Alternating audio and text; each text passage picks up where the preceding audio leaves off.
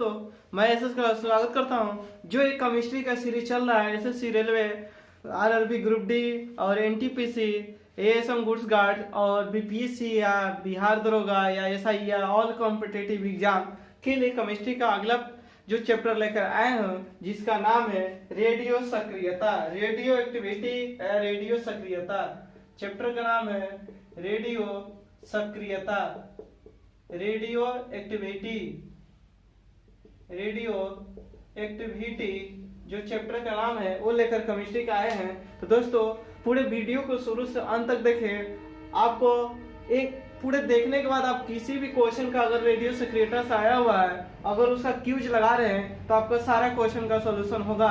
तो दोस्तों, वीडियो को पूरा शुरू से अंत तक 1 से 2 बार जरूर देखें। अगर इस चैनल पर नए हैं तो सब्सक्राइब बटन दबाकर बेल आइकन का बटन जरूर दबाएं और उस पर ऑल लिंक का जो क्लिक है उस पर जरूर क्लिक करें, ताकि कोई भी वीडियो अपलोड हो तो आपके पहले सबसे पहले नोटिफिकेशन पहुंचे। तो दोस्तों, आते हैं अपने टॉपिक पर। जो हमारा चैप्टर चल रहा है केमिस्ट्री का रेडियो सक्रियता, उसके बारे में बात करते हैं। तो सबसे पहले रेडियो सक्रियता होता क्या चीज है? तो प्रकृति में पाए जाने वाले वैसे तत्व जो स्वयं विखंडित होकर कुछ अदृश्य किरणें का उत्सर्जन करते हैं, उसे हम रेडियो सक्रियता तत्व कहलाते हैं। वह क्या कहलाता है? रेडियो सक्रियता, तथा यह घटना रेडियो सक्रियता कहलाती है। क्या कहेगा? आपसे कोई पूछेगा कि रेडियो सक्रियता किसे कहते हैं, तो प्रकृति में पाए जाने वाले वैसे तत्व जो स्वयं विखंडित करके अदृश्य किरणों का उत्सर्जन करते हैं, उसे हम रेडियो सक्रिय तत्व कहते हैं, और यह घटना ही रेडियो सक्रियता कहलाती है। तो आपसे पूछेगा रेडियो सक्रियता तत्व किसे कहते हैं, तो इससे भी डिफिनेशन निकल गया। और पूछेगा सक्रियता किसे कहते हैं रेडियो, तो भी इसमें निकल गया। अब बात करते हैं दोस्तों कि इसको रेडियो सक्रियता जो तत्व है उसकी खोज, रेडियो सक्रियता की खोज सबसे पहले कब किया गया था? 1896 1896 ईस्वी में फ्रांस के वैज्ञानिक थे। कहाँ के वैज्ञानिक थे? फ्रांस के वैज्ञानिक था हेनरी बेकरेल। कौन थे? हेनरी बेकरेल ने किया था। तो आपसे पूछेगा रेडियो सक्रियता की खोज कब किया गया था? तो 1896 ईस्वी में। कहाँ के वैज्ञानिक थे? फ्रांस के वैज्ञानिक थे। रेडियो सक्रियता की खोज किसने किया था? तो हेनरी बेकरेल ने किया था। नेक्स्ट बात करते हैं 1902 ईस्वी में। 1902 ईस्वी में मैडम क्यूरी और इनके पति पियरे क्यूरी ने पता लगाया कि यूरेनियम की खोज, यूरेनियम में पिच ब्लेड होता है, पिच ब्लेड होता है। अब बात रहता, अब यहाँ पर पति पत्नी दंपति भी लिख देता। पूछेगा कि किस दंपति ने यूरेनियम के खनिज का पता लगाया, तो मैडम क्यूरी और पियरे क्यूरी। और कौन सा खनिज था? Pitch blade. किसका खनिज है? तो यूरेनियम का खनिज है। कब पिच ब्लेड का खोज किया गया था, पता लगाया गया था? तो 1902 ईस्वी में। तो 1902 ईस्वी में मैडम क्यूरी तथा उनके पति पियरे क्यूरी ने पता लगाया कि यूरेनियम की खनिज में पिच ब्लेड होता है। पिच ब्लेड को रिवीजन कर दिया। और पिच ब्लेड किसका खनिज है? तो यूरेनियम का अयस्क है। 1903 ईस्वी में पिच ब्लेड से ही रेडियो सक्रिय तत्व की खोज हुई थी। आपसे पूछेगा पिच ब्लेड से किस तत्व की खोज हुई थी? तो रेडियो सक्रिय तत्व की खोज हुई थी। कब? 1903 ईस्वी में। 1903 ईस्वी में रेडियो सक्रिय तत्व के पिच ब्लेड में से पिच ब्लेड की खोज एक वर्ष जस्ट पहले 1902 ईस्वी में। अब बात करते हैं रेडियम। रेडियम का जो संकेत होता है दोस्तों, Ra होता है। क्या होता है? Ra होता है, क्योंकि सिंबल किसी चीज का लिखते हैं तो फर्स्ट लेटर कैपिटल होता है और सेकेंड लेटर स्मॉल में होता है। तो रेडियम का संकेत Ra होता है। अब बात करते हैं यूरेनियम। यूरेनियम का समस्थानिक 92। यहाँ पे आपको परमाणु संख्या है या प्रोटॉन की संख्या है, और ये है द्रव्यमान संख्या। द्रव्यमान संख्या यूरेनियम का कितना होता है? 92U238। थोरियम, नेक्स्ट इसका अयस्क है थोरियम। थोरियम का TH संकेत होता है 90 232। रेडियम का कितना होता है? 88 226। तो परमाणु संख्या और द्रव्यमान संख्या, इसको थोड़ा सा इंपॉर्टेंट है, इसको याद करते चलेंगे। पोलेनियम, पोलेनियम की परमाणु संख्या 84 होती है, द्रव्यमान संख्या 204 होती है। तो 4 रेडियम के बारे में देखेंगे। यूरेनियम के परमाणु संख्या 92, द्रव्यमान संख्या 238, थोरियम का TH 90, परमाणु संख्या द्रव्यमान संख्या 232, रेडियम का Ra परमाणु संख्या 88, द्रव्यमान संख्या 226, पोलेनियम का PO 84, परमाणु संख्या द्रव्यमान संख्या 204। अगर न्यूट्रॉन संख्या किसी को निकालना रहेगा तो द्रव्यमान संख्या माइनस क्या करेंगे, परमाणु संख्या घटा देंगे तो आपका आ जाएगा न्यूट्रॉन की संख्या। ये हो जाएगा 4, ये हो जाएगा 120। आपका क्या हो जाएगा, ऐसा ही क्वेश्चन बीपीएससी में पूछा हुआ था। नेक्स्ट बात करते हैं रेडियम की सक्रियता। रेडियम Ra 84,209 सक्रियता के दौरान निकलने वाली किरणें की पहचान। सक्रियता के दौरान निकलने वाली किरणें की पहचान। रेडियम नहीं होगा, पोलेनियम होगा, या रेडियम रहेगा तो आपको Ra 88,226 लिखेंगे, यहाँ पर 88,226 इस तरह करके लिखेंगे। रेडियम रहेगा तो सक्रियता के दौरान निकलने वाली किरणों की पहचान किया गया था कब, 1902 ईस्वी में इसकी पहचान की गई थी। रेडियो से निकलने वाली सक्रियता की खोज 1902 ईस्वी में इसकी पहचान की गई थी। और इसमें किसने पहचान किया था, तो रदरफोर्ड ने किया था। किसने, रदरफोर्ड ने पहचान किया था। यहाँ पर 3 किरणें निकल रही थी, अल्फा किरणें, बीटा किरणें और गामा। एक गामा इसको पढ़ते हैं और इसको पढ़ते हैं बीटा और इसको पढ़ते हैं अल्फा। 3 किरणें होती है, अल्फा, बीटा और गामा, जो कि इससे निकलती है रेडियो से। अब बात करते हैं नेक्स्ट दोस्तों, तो सबसे इसकी कौन पता किया था कि 3 किरणें, तो रदरफोर्ड ने पता किया था। सबसे अधिक वेधन क्षमता किस किरण की होती है, सबसे अधिक वेधन क्षमता किस किरण की होती है, तो गामा किरण की होती है। वेधन मतलब पावर शक्ति, गामा किरण की होती है सबसे अधिक। और सबसे अधिक आयन क्षमता किसकी होती है, तो अल्फा किरण की होती है। सबसे अधिक आयन क्षमता किसकी होती है, तो अल्फा किरण की होती है। नेक्स्ट बात करते हैं, एक अल्फा किरण से निकलने से परमाणु संख्या में कितने इकाई की होती है, तो 2 इकाई के, तथा आयतन यहाँ होगा। सबसे अधिक आयतन किसका होता है, तो अल्फा का। और आयतन कितना होता है, आयतन में 4 इकाई की कमी होती है। आयतन में पूछता है आपसे एग्जाम में कि एक अल्फा किरण के निकलने से परमाणु संख्या में कितने इकाई की कमी होती है, तो 2 इकाई, और आयतन में 4 इकाई की कमी होती है। एक बीटा किरण निकलने से परमाणु संख्या में 1 इकाई की वृद्धि होती है। एक बीटा किरण निकलेगा तो परमाणु संख्या में 1 इकाई की वृद्धि होती है, जबकि एक अल्फा किरण निकलेगा तो परमाणु संख्या में 2 इकाई तथा आयतन में 4 इकाई की कमी होती है। अब बात करते हैं अल्फा तथा द्रव्यमान संख्या इसमें नहीं निकलती है। Alpha beta gamma, alpha beta gamma के निकलने से परमाणु संख्या और द्रव्यमान संख्या पर पड़ने वाले प्रभाव को वर्ग विस्थापन नियम या सोडी फ्यूजन नियम कहा जाता है। आपसे पूछेगा वर्ग विस्थापन नियम या सोडी फ्यूजन नियम किसे कहते हैं, तो अल्फा बीटा गामा किरणों के निकलने से परमाणु संख्या और द्रव्यमान संख्या पर जो इफेक्ट पड़ता है, जो प्रभाव पड़ता है, उसे ही हम वर्ग विस्थापन कहते हैं या सोडी फ्यूजन नियम कहा जाता है। नेक्स्ट बात करते हैं दोस्तों, रेडियो सक्रियता की माप किसमें की जाती है। रेडियो सक्रियता की माप किसमें की जाती है, तो जीएम काउंटर द्वारा की जाती है। क्वेश्चन सीधा एग्जाम में पूछता है, बहुत बार पूछा हुआ है कि रेडियो सक्रियता की खोज किसमें की जाती है, किसके द्वारा की जाती है, तो जीएम काउंटर द्वारा की जाती है। G for Geiger, M for Muller और C counter, GM Geiger Muller counter द्वारा रेडियो सक्रियता का तत्व का पता लगाया जाता है या माप की जाती है।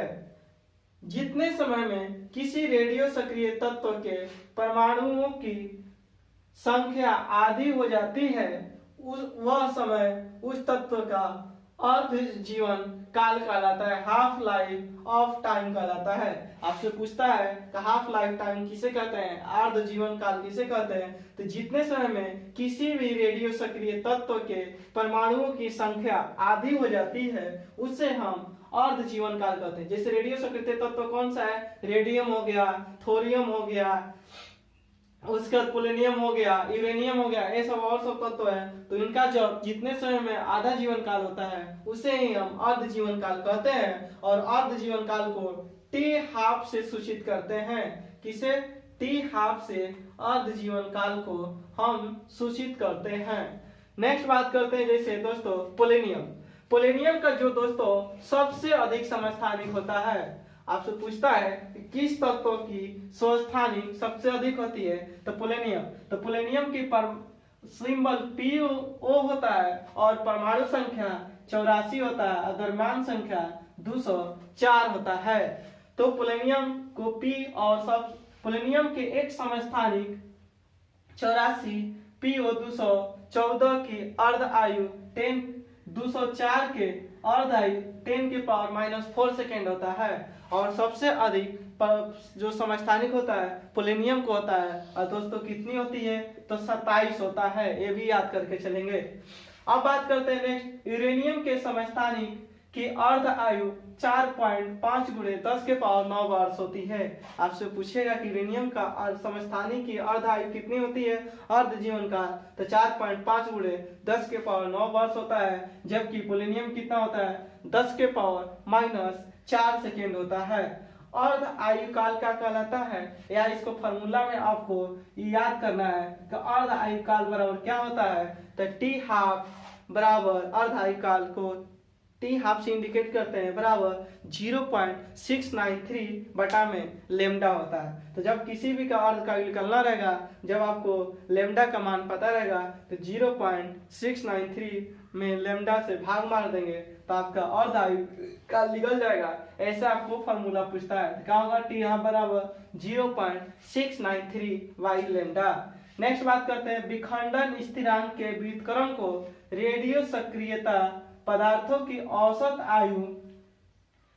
औसत आयु से सूचित करते हैं तथा औसत आयु T बराबर हाफ लेमडा होता है। काची होता है, T बराबर हाफ लेमडा T बराबर हाफ लेमडा होता है। औसत आयु को किससे सूचित करते हैं दोस्तों, तो T से सूचित करते हैं, कैपिटल T से औसत आयु को सूचित करते हैं। तो विखंडन स्थिरांक के व्युत्क्रम को रेडियो सक्रिय पदार्थ की औसत आयु T से सूचित करते हैं और इस औसत आयु T बराबर का होता है हाफ लेमडा होता है, हाफ लेमडा होता है। तो औसत आयु बराबर का होता है 1 बटा में लेमडा, औसत आयु बराबर का होता है 1 बटा में लेमडा होता है। और आपसे पूछेगा अर्ध आयु काल बराबर का होता है, तो 0.693 अपॉन लेमडा, और औसत आयु पूछ देगा तो 1 बाई लेमडा।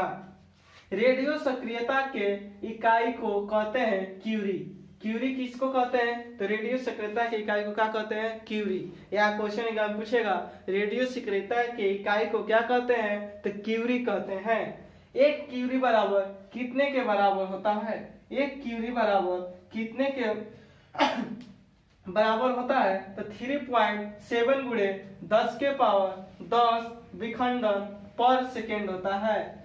एक क्यूरी बराबर कितना होता है, तो 3.70 गुणे 10 के पावर 10 विखंडन पर सेकेंड होता है। सबसे अधिक, उसके पहले ही बता चुके हैं दोस्तों कि सबसे अधिक समस्थानिक वाला तत्व कौन सा है, पोलोनियम है, जिसकी समस्थानिक संख्या कितनी होती है, 27 होती है। सबसे अधिक 27 पोलोनियम की होती है समस्थानिक संख्या। अब बात करते हैं नेक्स्ट तौर पर, जैसे जीवाश्म। जीवाश्म मृत पेड़ पौधों आदि की आयु का अंकन या आकलन किया जाता है किसके द्वारा, तो कार्बन डेटिंग द्वारा या C14 द्वारा। जैसे कोई भी वस्तु या जीवाश्म जो मृत पेड़ पौधा हो इस सब का जब हमें आयु ज्ञात करना रहता है तो कार्बन डेटिंग पद्धति द्वारा या C14 द्वारा हम लोग क्या करते हैं, इसको पता लगाते हैं, इसकी आयु की गणना करते हैं। तो जीवाश्म याद करेंगे, जीवाश्म का या मृत पेड़ पौधे आदि की आयु का आंकलन किया जाता है या गणना की जाती है किसके द्वारा, कार्बन डेटिंग। कार्बन डेटिंग को C14 के भी नाम से जानते हैं, कार्बन 14 के नाम से। अब दोस्तों बात करते हैं निर्जीव वस्तुओं जैसे पृथ्वी, पुरानी चट्टानों की आयु ज्ञात करने के लिए किसका प्रयोग किया जाता है, तो यूरेनियम डेटिंग का। यहीं पर आपको कंफ्यूजन वाली बात होती है कि आपको यही दो चीज आपको दिमाग में रखना है कि मृत या जीवाश्म की वस्तुएं जो होती है उसको हमको ज्ञात करने के लिए कार्बन डेटिंग का C14 पद्धति का उपयोग किया जाता है, जबकि निर्जीव वस्तु जैसे पृथ्वी का आयु ज्ञात करने के लिए, पुरानी चट्टानों की आयु ज्ञात करने के लिए हमें किसका, यूरेनियम डेटिंग का प्रयोग करते हैं। अधिक पुरानी चट्टानों की आयु ज्ञात करने के लिए हमें पोटेशियम आर्गन डेटिंग का विधि का प्रयोग करते हैं। अधिक पुरानी चट्टानों की आयु ज्ञात करने के लिए हम पोटेशियम आर्गन डेटिंग विधि का प्रयोग करते हैं। और जीवाश्म जैसे पुरानी ज्यादा हो गया या पृथ्वी हो गया उसके याद करने के लिए हमें यूरेनियम डेटिंग और मृत पेड़ पौधा इस सब को हमको ज्ञात करने के लिए किसका आयु ज्ञात करने के लिए हमें कार्बन डेटिंग का उपयोग करते हैं। तो दोस्तों बात करते हैं कोबाल्ट के समस्थानिक। कोबाल्ट का समस्थानिक, कोबाल्ट के समस्थानिक जो कोबाल्ट की परमाणु संख्या 27 होती है और द्रव्यमान संख्या 60 होती है। कोबाल्ट की परमाणु संख्या 27 होती है और द्रव्यमान संख्या 60 होती है। और कोबाल्ट का संकेत CO होता है। कोबाल्ट का संकेत क्या होता है, CO। परमाणु संख्या 27, द्रव्यमान संख्या 60 होता है। का उपयोग किसके इलाज में किया जाता है, कोबाल्ट का उपयोग, कोबाल्ट के जो समस्थानिक होते हैं उनका उपयोग किसके रूप में किया जाता है, तो कैंसर के उपयोग में किया जाता है। कैंसर के इलाज के लिए किसका इस्तेमाल करते हैं हम, कोबाल्ट का इस्तेमाल करते हैं। कैंसर के इलाज के लिए किसका दोस्तों इस्तेमाल करते हैं, तो कोबाल्ट का इस्तेमाल करते हैं। आपसे पूछेगा कैंसर के इलाज के लिए किसका उपयोग करते हैं, तो कोबाल्ट का। कोबाल्ट का किसका, समस्थानिक का। कोबाल्ट का परमाणु संख्या कितनी होती है, 27 होती है और द्रव्यमान संख्या कितनी होती है, 60 होती है। कितनी होती है, 60 इसकी द्रव्यमान संख्या होती है और इसका उपयोग कैंसर के इलाज में किया जाता है। मस्तिष्क के विकास होने वाली ट्यूमर को नष्ट करने में किया जाता है।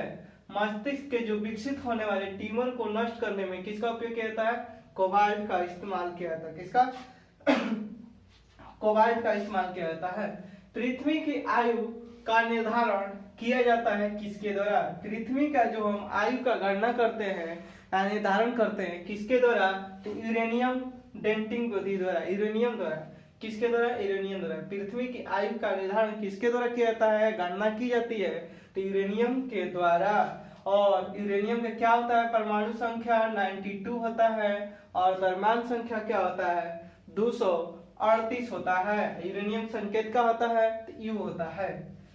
रेडियो सक्रिय लोहा का उपयोग एनीमिया या अरक्तता रोग ज्ञात करने में होता है। आपसे पूछेगा कि रेडियो सक्रिय लोहा का उपयोग किसके लिए किया जाता है, एनीमिया अरक्तता रोग को ज्ञात करने में किया जाता है। आपसे पूछेगा एनीमिया अरक्तता रोग को ज्ञात करने के लिए किसका उपयोग किया जाता है, तो रेडियो सक्रिय लोहा का उपयोग किया जाता है। आयरन का, आयरन का संकेत क्या होता है, Fe होता है। परमाणु संख्या 26 होता है। किसके द्वारा शरीर में रक्त का प्रवाह का वेग मापा जाता है, किसके द्वारा रक्त में, शरीर में रक्त के प्रवाह का वेग मापा जाता है। जो शरीर में हमारे रक्त होता है वो बहता है, वो किसके द्वारा उसकी वेग को मापा जाता है, तो रेडियो सक्रिय सोडियम द्वारा। किसके द्वारा, रेडियो सक्रिय सोडियम द्वारा मापा जाता है। किसी के द्वारा जो शरीर में रक्त का प्रवाह होता है, वेग होता है, उसके द्वारा। किसका उपयोग करके रुधिर मतलब खून परिसंचरण तंत्र में उत्पन्न किसी प्रकार के विकार को ज्ञात करने में किया जाता है तो रेडियो सक्रिय सोडियम का, किसका प्रयोग करके, रेडियो सक्रिय सोडियम का, किसका उपयोग करके रुधिर परिसंचरण तंत्र में उत्पन्न किसी प्रकार के विकार को ज्ञात करने में किया जाता है तो रेडियो सक्रिय सोडियम का। किसका उपयोग अस्थि रोग, अस्थि मतलब हड्डी, अस्थि रोग के इलाज में होता है तो रेडियो सक्रिय फास्फोरस का, किसका उपयोग किया जाता है अस्थि रोग के इलाज में तो रेडियो सक्रिय फास्फोरस का।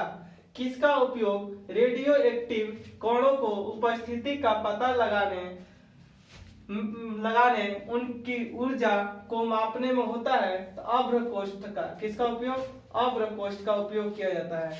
किसका उपयोग रेडियो एक्टिव कणों का उपस्थिति का पता लगाने और उनकी ऊर्जा को मापने में होता है तो अभ्र कोष्ठ के रूप में। नेक्स्ट बात करते हैं दोस्तों, नाभिकीय विखंडन क्या होता है। नाभिकीय विखंडन क्या होता है तो वह नाभिकीय प्रतिक्रिया जिसमें कोई एक भारी नाभिक दो भागों में टूटता है नाभिकीय विखंडन कहलाता है। नाभिकीय विखंडन किसे कहते हैं तो वह नाभिकीय प्रतिक्रिया जिसमें कोई एक भारी नाभिक, एक ही नाभिक जो टुकड़े में टूट जाता है, दो टुकड़े में या उससे टुकड़े में टूटेगा तो उसे हम नाभिकीय विखंडन कहते हैं। सबसे पहले नाभिकीय विखंडन किस दिखाया कौन सा तो अमेरिकी वैज्ञानिक था। कहाँ का वैज्ञानिक था, सबसे जो नाभिकीय विखंडन जो टूटा हुआ था सबसे पहले कौन सा वैज्ञानिक ने देखा था तो स्ट्रोसोमैन तथा हॉर्न ने कब 1939 ईस्वी में क्या किया था, नाभिकीय विखंडन को किया था। तो बात करते हैं यूरेनियम 92, 232 और 0N1 हो गया। उसके बाद 56 टूटेगा, 56, उसके बाद 41, उसके बाद 36 क्रिप्टॉन, फिर 92, फिर 3ON और 1 प्लस ऊर्जा में क्या करेगा ए टूटेगा दोस्तों। 1939 में ऑक्सीजन O यहाँ पर O के पावर N है, O के पावर N में तो टूटा है 56 बेरियम, किसमें टूटा है 56 बेरियम में टूटा हुआ है Ba और पावर 141 कितना होता है 56 बेरियम पावर 141 में टूटा हुआ है और 36 क्रिप्टॉन परमाणु संख्या 92 प्लस 3O पावर N1 ऊर्जा में इसको क्या किया था, उसने विखंडन किया था। किसने तो स्ट्रासमैन तथा हॉर्न ने। नाभिकीय संलयन क्या कहलाता है तो वह नाभिकीय अवक्रिया जिसके फलस्वरूप हल्के नाभिक परस्पर संयुक्त होकर एक भारी नाभिक और अस्थायी नाभिक का निर्माण करते हैं, उससे हम नाभिकीय संलयन कहते हैं। नाभिकीय संलयन किसे कहते हैं तो नाभिकीय अभिक्रिया जिसके फलस्वरूप जब हल्के नाभिक परस्पर संयुक्त होकर एक भारी और अस्थायी नाभिक का निर्माण करते हैं, उससे हम नाभिकीय संलयन कहते हैं। जबकि नाभिकीय विखंडन का होता है कि जब भारी नाभिक को तोड़कर छोटे छोटे टुकड़े में किया जाता है, उससे हम नाभिकीय विखंडन कहते हैं, कम से कम 2 टुकड़े में।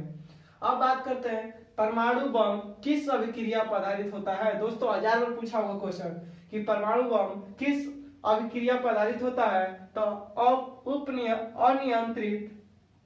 अनियंत्रित श्रृंखला अभिक्रिया पर। कौन सा अनियंत्रित श्रृंखला अभिक्रिया पर परमाणु बम क्या करता है आधारित होता है। परमाणु आपसे एग्जाम पूछेगा परमाणु बम किस अभिक्रिया पर आधारित होता है तो अनियंत्रित श्रृंखला अभिक्रिया पर। परमाणु बम को बनाने के लिए यूरेनियम 92 परमाणु संख्या और 235 द्रव्यमान संख्या तथा प्लूटोनियम 94 Pu 239 का प्रयोग किया जाता है। आपसे पूछेगा कि परमाणु बम बनाने के लिए किसका किसका प्रयोग किया जाता है, यूरेनियम और प्लूटोनियम का प्रयोग किया जाता है। यूरेनियम का 92U 245 कहने का मतलब 92 आपका परमाणु संख्या रहेगा और 235 द्रव्यमान संख्या रहेगा, जबकि प्लूटोनियम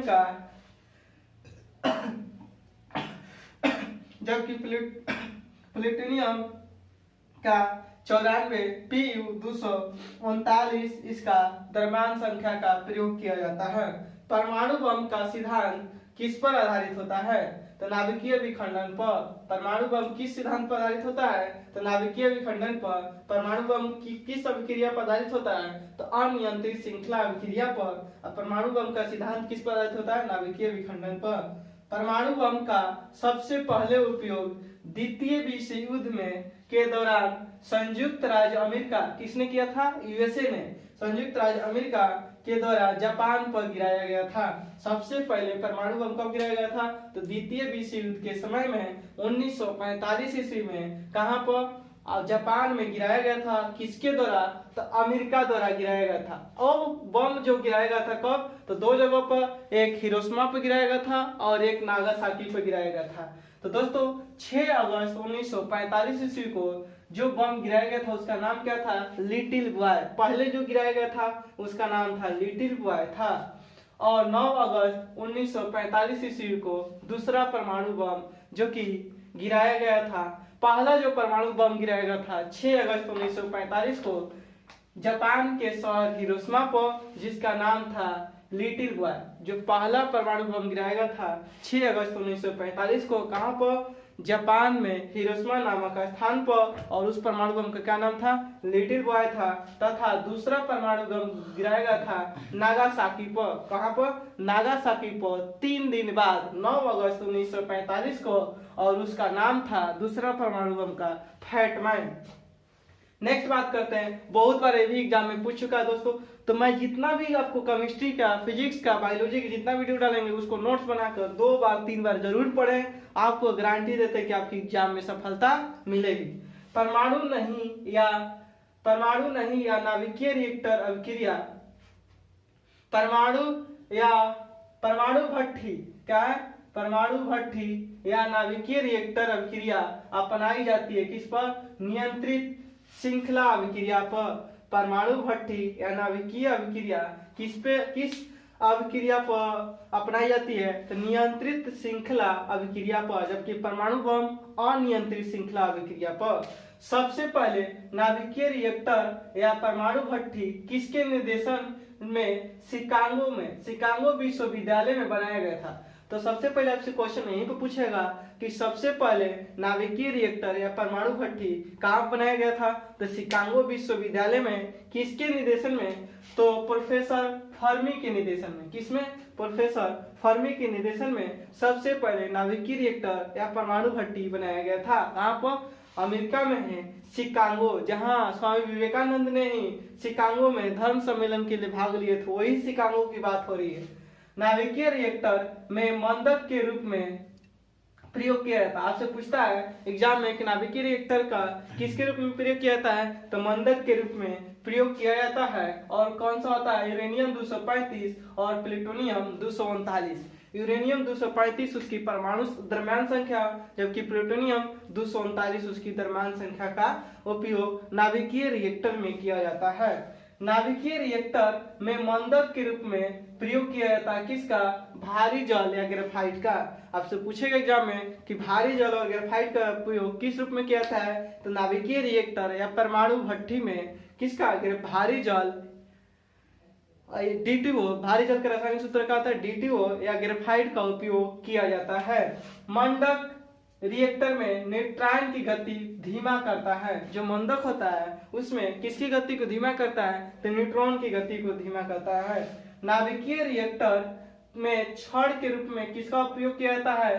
तो कैडमियम या ब्रोन की छड़ का उपयोग किया जाता है। नाभिकीय रिएक्टर या परमाणु भट्ठी में किसके छड़ का उपयोग किया जाता है? तो कैडमियम या ब्रोन के छड़ का उपयोग किया जाता है। हाइड्रोजन बम का आविष्कार कहाँ पर किया गया था? तो अमेरिका में किया गया था। वो अमेरिका के वैज्ञानिक ने 1952 ईस्वी में कब किया था हाइड्रोजन बम का आविष्कार? तो 1952 ईस्वी में कहाँ पर? अमेरिकी वैज्ञानिक द्वारा किया गया था और उसका नाम क्या था? Edward Teller.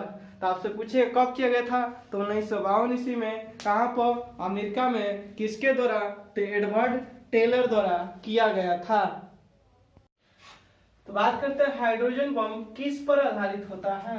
हाइड्रोजन बम किस पर आधारित होता है? सीधा आपको एग्जाम में क्वेश्चन पूछता है तो नाभिकीय संलयन पर। हाइड्रोजन बम किस पर आधारित होता है? नाभिकीय संलयन पर। परमाणु बम किस पर आधारित होता है? तो नाभिकीय विखंडन पर। किरणों का दरम्यान हाइड्रोजन परमाणु का कितना होता है, तो 1/1840 होता है। किरणों का दरम्यान हाइड्रोजन परमाणु बम का कितना होता है, तो 1/1840 होता है। परमाणु रिएक्टर क्या होता है, तो परमाणु रिएक्टर नाभिकीय ऊर्जा को ऊष्मा ऊर्जा में परिवर्तित कर विद्युत ऊर्जा प्राप्त की जा सकती है। आपसे पूछेगा परमाणु रिएक्टर किसमें बदला जाता है, तो नाभिकीय ऊर्जा को ऊष्मा ऊर्जा में परिवर्तित कर क्या चीज प्राप्त किया जाता है, तो विद्युत ऊर्जा प्राप्त किया जा सकता है। परमाणु रिएक्टर या नाभिकीय रिएक्टर कहलाती है। उसे क्या कहते हैं, जब कोई भी नाभिकीय ऊर्जा को ऊष्मा ऊर्जा में परिवर्तित कर जब हम विद्युत ऊर्जा प्राप्त करते हैं उसे ही हम परमाणु रिएक्टर या नाभिकीय रिएक्टर कहते हैं। नाभिकीय रिएक्टर में मंदक के रूप में ग्रेफाइट का उपयोग किया जाता है। नाभिकीय रिएक्टर में मंदक के रूप में किसका उपयोग किया जाता है, तो ग्रेफाइट का उपयोग किया जाता है और इसे क्या कहते हैं, परमाणु पाइल कहते हैं। नाभिकीय रिएक्टर में जो ग्रेफाइट का उपयोग करते हैं उसे क्या कहते हैं, परमाणु पाइल कहलाता है या कहते हैं। नाभिकीय रिएक्टर में यूरेनियम या प्लूटोनियम का उपयोग किसके रूप में किया जाता है, तो ईंधन के रूप में किया जाता है। नाभिकीय रिएक्टर में यूरेनियम या प्लूटोनियम का उपयोग किसके रूप में किया जाता है, तो ईंधन के रूप में किया जाता है। तो कैडमियम के छड़ के उपयोग में भी किया जाता है। इसका उपयोग क्या किया जाता है, कैडमियम के छड़ का भी उपयोग किया जाता है नाभिकीय रिएक्टर में। विश्व का सबसे पहला नाभिकीय रिएक्टर इटली के वैज्ञानिक, कहाँ का वैज्ञानिक थे, इटली के वैज्ञानिक प्रोफेसर एरिको फर्मी ने बनाया था। कहाँ बनाया था किसने, विश्व का पहला नाभिकीय रिएक्टर या परमाणु भट्टी इटली के वैज्ञानिक प्रोफेसर एनरिको फर्मी ने बनाया था। और कहां पर, शिकागो विश्वविद्यालय ने बनाया था। कहां पर, शिकागो विश्वविद्यालय। 1945 ईस्वी में परमाणु बम का आविष्कार किसने किया था, 1945 ईस्वी में परमाणु बम का आविष्कार किया गया था। और किसने, कहीं पर आपको देगा जे रॉबर्ट ओपेनहाइमर या ओपेनहाइमर। और कहाँ का वैज्ञानिक थे, अमेरिकी वैज्ञानिक थे। हाइड्रोजन बम किस सिद्धांत पर आधारित होता है, हाइड्रोजन बम किस सिद्धांत पर आधारित होता है, तो आपसे पूछेगा हाइड्रोजन बम किस सिद्धांत पर आधारित होता है, तो अनियंत्रित संलयन अभिक्रिया पर। अनियंत्रित संलयन अभिक्रिया पर हाइड्रोजन बम क्या होता है, आधारित होता है। नाभिकीय रिएक्टर में किस मंदक के रूप में प्रयोग किया जाता है, किसको, तो ग्रेफाइट को नाभिकीय रिएक्टर में मंदक के रूप में प्रयोग किया जाता है। तो अगर दोस्तों आप लोग को रेडियो सक्रियता जो चैप्टर है ये अगर शुरू से अंत तक 2 बार वीडियो देखें उसके बाद कोई भी क्वेश्चन बनाए आपको 100% बनेगा। और प्रीवियस एग्जाम के क्वेश्चन देखें तो सारा का सारा आपका मैच करेगा। तो 2 से 3 बार जरूर देखें। अगर अच्छा लगे वीडियो तो अधिक से अधिक इस चैनल को शेयर करें तथा अपने दोस्तों को बताएं। फिर मिलेंगे अगले वीडियो में, तब तक के लिए धन्यवाद।